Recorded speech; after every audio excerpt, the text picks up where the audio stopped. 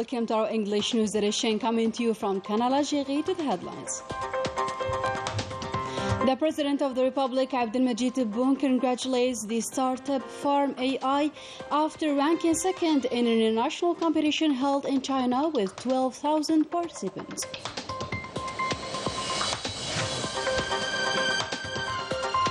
The Interior Minister pays an inspection visit to Mnea province in an attempt to narrow the gap between the authorities and citizens.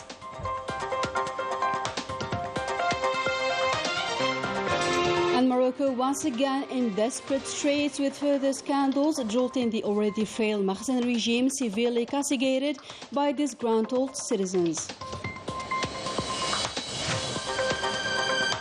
And as part of our extensive coverage for the Chan tournament, a special window devoted to Iran, fully ready for the big event.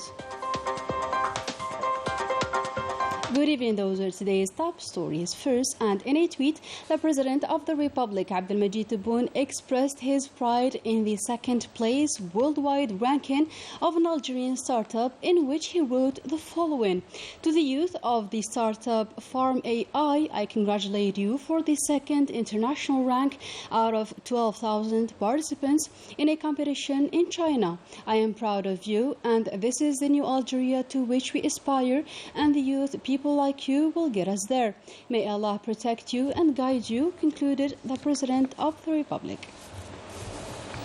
The startup Farm AI snatched the second rank in the international competition Tech for Good held in China after developing, with the use of artificial intelligence, a system that detects early rust in wheat fields with the use of drones, making the farmers' work more efficient and easy. Melissa Kubash with the details. Once again, the Algerian youth proved their capabilities and potentialities in the field of innovation. The Farmo startup specialized in developing agricultural solutions based on artificial intelligence snatched the second rank in the global competition Tech for Good. The three present here with us are telling evidence of an ambitious and well-aware Algerian youth of the challenges encountered by the sector, notably that of food security. It was such a pleasure taking part in this competition and a true honor to represent our country, Algeria. As you know, the agricultural sector represents a lot for Algeria. Therefore, we've decided to contribute to its development and prevent the contamination of diseases that cause a lot of losses. Our mission is to program a drone based on AI. The drone will fly across the field, take few pictures, which will be treated by artificial intelligence. As my friend says, our project is aimed to detect the rust disease in the wheat fields, and we aim to create a system with the AI model, with a deep learning network. The presentation was carried in front of an international jury and included the development of the agricultural sector thanks to AI, notably a system that detects early rust in wheat fields with the use of drones, making the farmers' work more efficient and easy while gaining him time and money. We are moving to our next team, 7G from Algeria, Project Farm AI.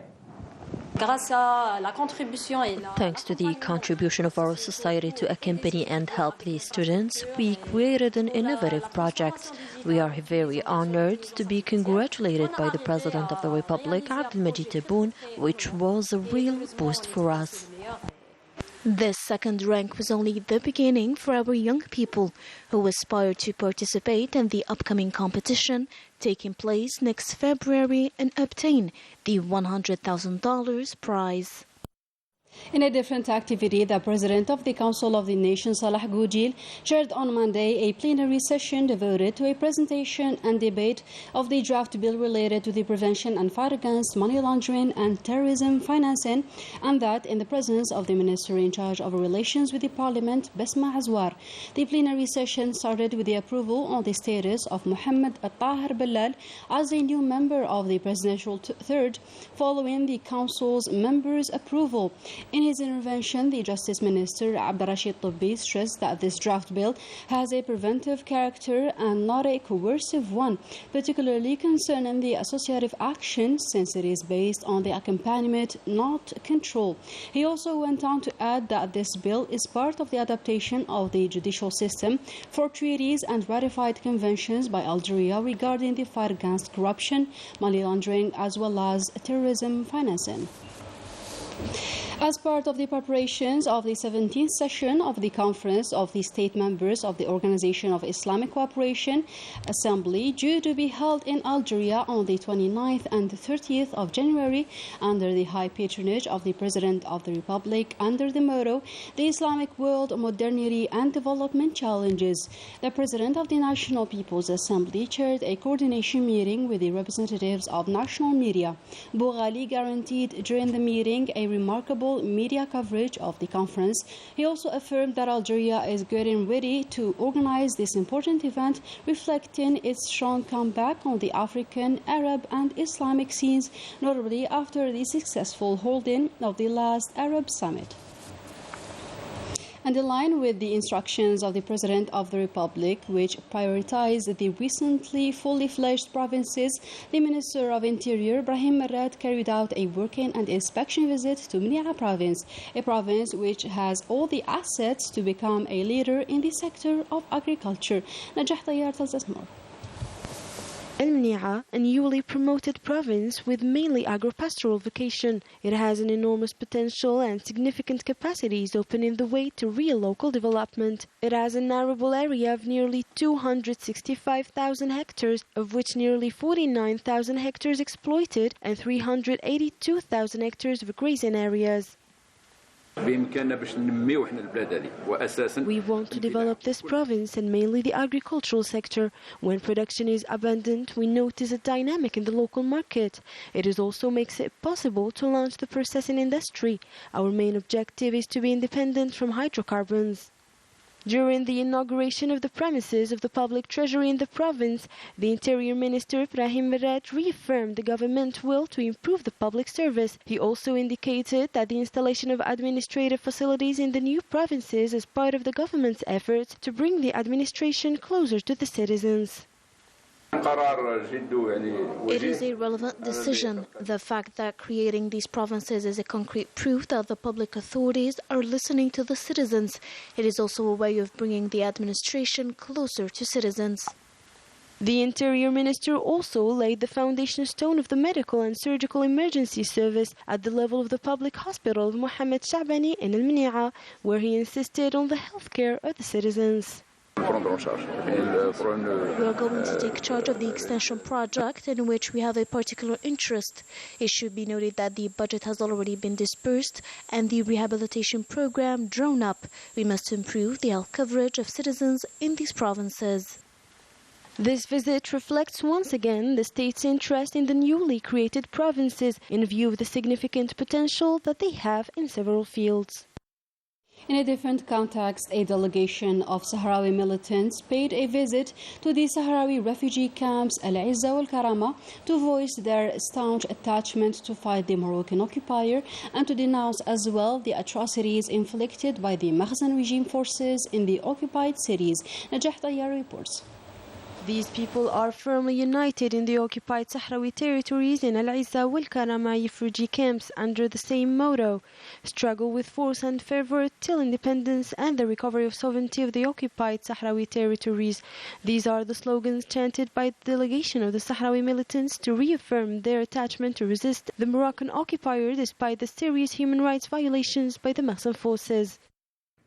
We have come to witness the atrocities and acts of torture that we suffer from the forces of the Makhzen in the occupied territories. It is an opportunity to breathe a little air of freedom here in the refugee camps. We came here to express our attachment to the fight for freedom and to defend the sovereignty of our country and to hoist high the flag of the Sahrawi Arab Democratic Republic. The Moroccan occupier uses all means of repression and torture, but that only reinforces our determination and national unity to snatch independence. For this delegation, it is a question of reaffirming its mobilization and its solidarity with the Sahrawi people and its support for the fight for independence. We are here to tell the whole world that the Polisario Front is the legitimate representative of the Sahrawi people. We reiterate here in the Al-Izza wal-Karama camps what we affirmed during our demonstrations in the occupied territories. Our commitment has not changed. Our message addressed to the Moroccan occupier is that we will continue the fight until the recovery of sovereignty over all Sahrawi territories. I also call on the international community for more solidarity with the Sahrawi cause until independence. The Sahrawi activists have brought testimonies to the serious violations of human rights committed by the Moroccan occupier in the occupied Sahrawi towns. And being one of the biggest scandals that shook the European institutions, the Morocco Gate scandal is still echoing. In a published investigation, the French newspaper L'Humanité pinned several high-ranking persons and European MPs deeply involved with the Makhzen. Story by Ines Kalou. The Morocco Gate corruption scandal within the European Parliament keep hitting the headlines. In an investigation published, the French newspaper L'Humanité indicated the influential policy deployed by Rabat at the heart of European institutions with an operational system based on bribing European MPs so as to gain their support for the Makhzen regime. The investigation, published under the name From Brussels to Paris, The Friends of the Moroccan King, in the edition of Friday the 6th, Saturday the 7th, and Sunday, January the 8th, recalled what is termed as one of the biggest corruption scandals of the Makhzen. The newspaper, which is on its second phase of its investigation on Morocco Gate, qualified several French figures as privileged targets of lobbying of the state of Morocco. As revealed by numerous media outlets and European MPs, the investigation underlines that the former Italian European MP Pier Antonio Panzeri was long-time bound to the Moroccan secret services through Abdelrahim Atmoun, the Moroccan ambassador to Poland. He is presented in the hearings of the Belgian investigators as the provider of gifts in the guise of counterpart of the alignment of certain elected officials on the positions defended by Morocco, particularly the Sahrawi file. The investigation also evokes the possible involvement of French elected and other high-ranking figures in Brussels that received gifts. According to former European MPs contacted by the newspaper, the former European deputy José Bové said that he refused in 2015 Moroccan proposals to underline the Makhzen's positions. In addition to all this, an active club of European MPs has also been revealed, and it's ready to defend the interest of Rabat, as it is the case of the former French socialist European deputy Gilles Pargneaux, president of the French group EU Morocco, a frequent visitor of the kingdom. Inflexible critic of the right to self-determination of the Sahrawi people, the European MP became one of the biggest defenders of the agricultural agreement and that of fisheries cancelled by the European Justice. All these proofs denounce the policy adopted by the kingdom within European institutions, with one goal in mind: gain more support and buy silence concerning the Sahrawi file and human rights. That was Melissa Kebash reporting. High prices, instability, corruption and arbitrary arrests are the consequences of the heinous policy enforced by the Makhzen regime at the expense of the country's interests. In the meantime, the Moroccans are determined to voice their anger until their demands are met. Ines Kalou reports. The Makhzen regime continues to face daily protests and demonstrations against the sharp decline in Moroccans' purchasing power.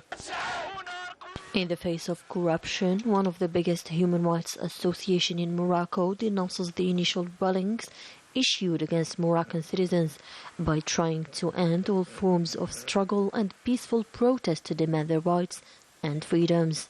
The latest one, the irregularities that distorted the competition for access to the lawyer profession, as it included, according to the Moroccan Human Rights Association, among its results, the acceptance of several names close to prominent figures in the government.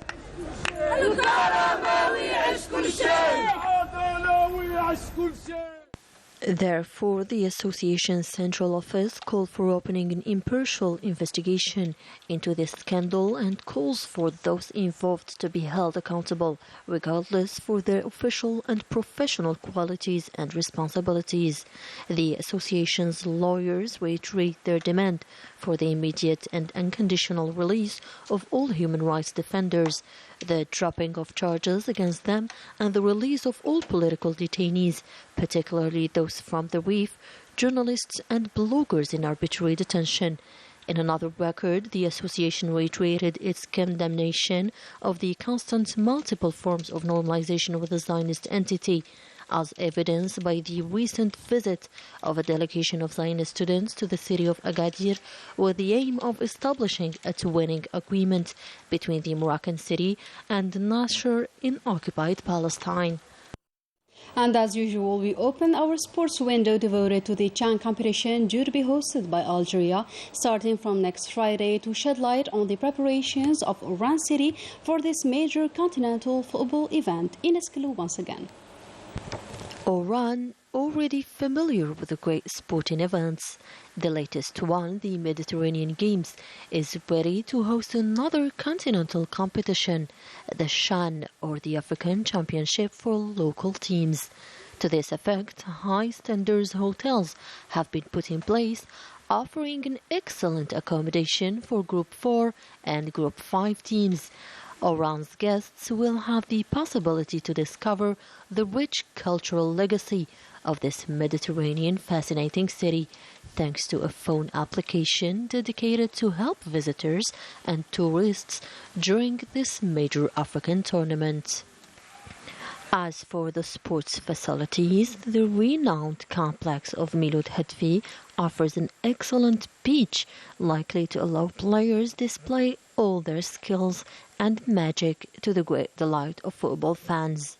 The complex is endowed as well with training beaches that meet the international standards.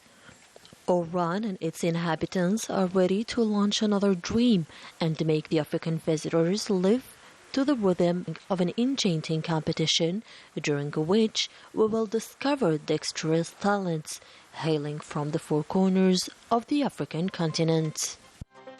And with the beautiful city of Oran, we come to the end of our today's program. Thank you for your attention.